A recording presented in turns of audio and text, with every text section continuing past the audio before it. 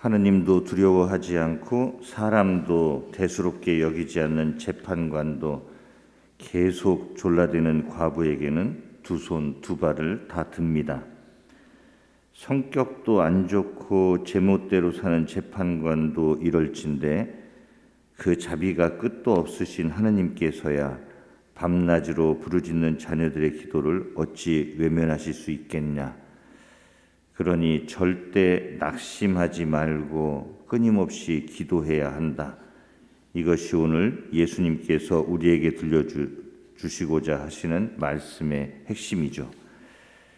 그런데 이쯤에서 짚고 넘어갈 대목이 하나 있습니다.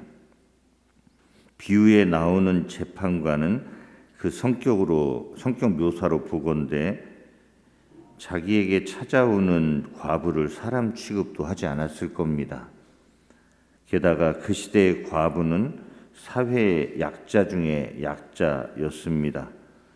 그러니 재판관이 얼마나 그를 무시했겠습니까? 과부는 자존심 상할 일도 많았을 거고 포기하고 싶은 생각도 많이 들었을 겁니다. 그런데도 과부가 뒤로 물러서지 않고 그 성격 더러운 재판관조차 두 손 두 발 다 들 정도로 계속 졸라댔던 이유, 그 동력은 과연 무엇이었을까요? 절박함입니다.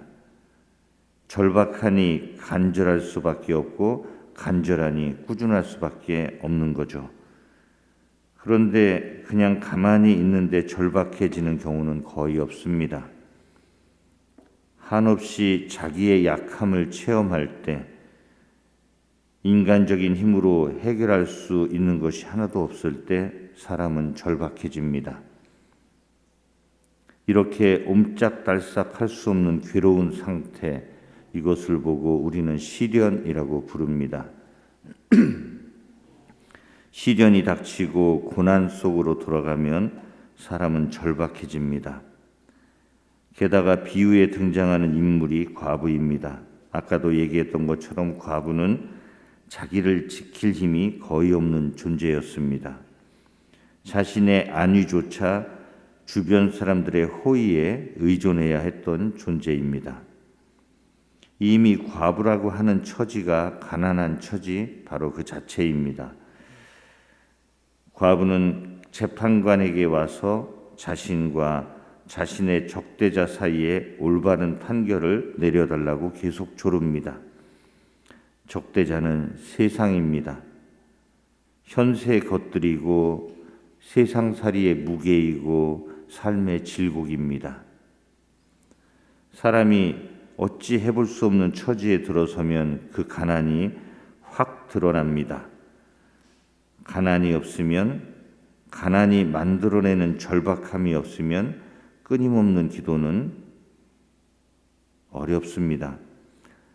오늘 복음에서 예수님께서 말씀하고 계신 끊임없는 기도는 계속 몇 시간이고 되뇌이는 염경기도나 또 몇 시간이고 앉아있는 묵상기도 같은 것을 말하는 것이 아닙니다. 하느님을 꼭 붙들고 있는, 하느님께 절박하게 매달리고 있는 그런 것을 말합니다. 이미 가진 것이 충분한 사람이 하나 더 가지려고 기도하는 것, 온도, 습도, 조도가 완벽한 기도처에서 더 높은 영적 차원으로 들어가려고 기도하는 것, 이런 것들을 말하는 게 아닙니다. 삶이 안정되고 하는 일마다 잘 되고 주변에 상식적인 사람들만 가득한 인생을 살면서 성인이 되는 경우는 없습니다. 성인은 어떤 면에서는 대장간에서 나오는 겁니다. 불 속에서 달궈지고 쇠매질을 당하면서도 오로지 하느님만을 꼭 붙들고 있었기에 성인으로 거듭나는 겁니다. 끊임없는 기도는 시련을 통과하고 있는 인간의 부르짖음입니다. 그리고 자비하신 하느님은 가난한 이들의 이 부르짖음을 결코 외면하지 않으십니다. 재판관에게 매달리고 조르고 있는 과부의 모습에서 야곱의 씨름 장면이 읽혀집니다. 야곱은 사실 그렇게 의로운 사람이 아니었습니다.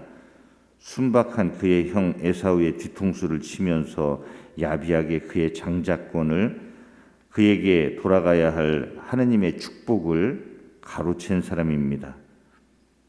태어날 때도 에사우의 발꿈치를 붙잡았죠.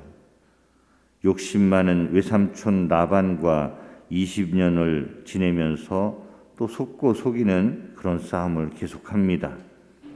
어쨌든 하느님의 보호와 축복으로 그는 아내들과 자식들과 물질적인 풍요를 얻고 고향으로 돌아가고자 하지만 형 에사우의 영역을 피해 지나갈 수는 없었습니다.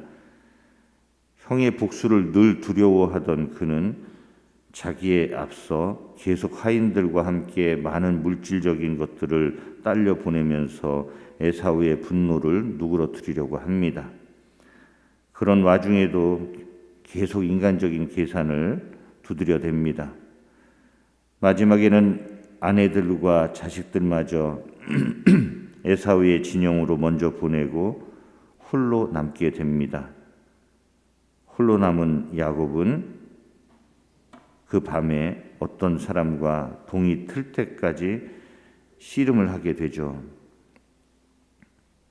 인생이라는 것을 살다 보면 피하고 싶지만 피할 수 없는, 그 누구도 대신해 줄 수 없는, 홀로 감당해야만 하는 그런 시련이라는 것을 만나게 되어 있습니다. 모든 것을 떠나보내고 홀로 남은 야곱의 그 시간은 우리가 인생에서 맞닥뜨릴 수밖에 없는 시련을 상징합니다. 그 괴로운 시간을 야곱은 시련을 견뎌내면서 하느님을 꼭 붙들고 늘어집니다. 야곱의 씨름은 끊임없는 기도입니다. 그 괴로운 시간을 하느님과 함께 통과하면서 야곱은 변합니다. 그의 변화를 상징하는 것이 그의 이름이죠. 하느님은 참 신앙인으로 변한 야곱에게 이스라엘이라는 이름을 내려줍니다. 그의 변화는 에사우와의 관계 변화도 가져오죠. 야곱이 에사우에게 진심으로 사죄하는 모습을 보이면서 이 둘은 서로 화해하게 됩니다. 예수님은 끊임없이 기도하라는 말씀을 해 주시기 전에 낙심하지 말라는 말씀을 먼저 얹어주십니다. 인간적인 판단과 계획이 너무 앞서면 낙심하게 되어 있습니다.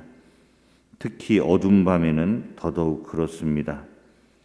내 인생에 어두운 밤이 있어서는 안 된다고, 그것은 아주 실망스러운 일이고 불행한 사건이라고, 그리고 나의 그런 건 실패라고 단정해 버린다면 낙심하게 되어 있습니다. 살다 보면 밤도 찾아오고 또 참고 견디다 보면 어느새 밤은 지나가고 새벽은 오기에 마련입니다. 그런데 우리 인생에 밤이 찾아오면 우리는 그것을 용납하기가 힘듭니다. 그 어두운 밤이 영원할 것만 같고 내 인생이 전부 어두워지는 것만 같고, 그래서 밤을 쫓아내려 별의별 짓을 다 합니다. 인간적인 힘만 쓰다 보면 낙심하게 되어 있습니다. 시련의 밤이 찾아올 때 우리가 해야 할 일은 하느님을 있는 힘껏 꼭 붙드는 일입니다. 하느님의 선하심을 믿고 나의 당장의 판단과 인간적인 계획을 잠시 내려놓고 그냥 하느님과 함께 견디는 일입니다. 하느님과 함께 견디다 보면 어느새 길이 열립니다. 그 길을 지나면서 또 변화와 성장이 이루어집니다.